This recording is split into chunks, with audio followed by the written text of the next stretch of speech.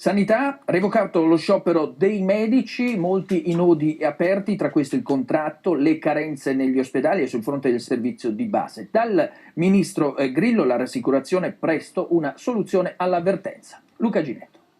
Doveva essere la giornata di mobilitazione nazionale, invece i medici italiani, dopo la promessa del ministro per la salute Giulia Grillo di prendere in esame la richiesta di rinnovo del contratto atteso da 10 anni, hanno deciso per il rinvio. Ma il tema sanità pubblica resta in primo piano. Ieri a Roma ordini professionali e sindacati hanno ribadito la necessità di salvaguardare il sistema sanitario nazionale. Il Veneto è regione virtuosa su questo fronte, ma anche qui scoppia il problema delle carenze. Solo a Padova sono 300 i posti vacanti per camici bianchi sui 1300 totali in regione. Le punte, di diamante per quanto riguarda le perdite sono gli anestesisti e medici pronto soccorso, ne mancano quasi 150 per categoria.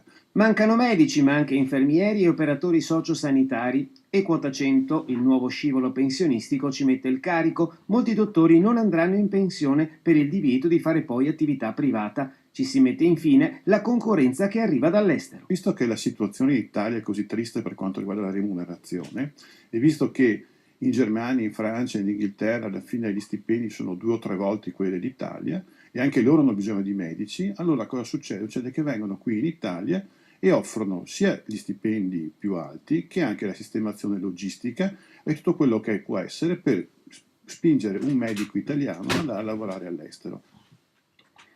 Il traforo delle Torricelle non sa da fare a mettere la parola fine su una delle grandi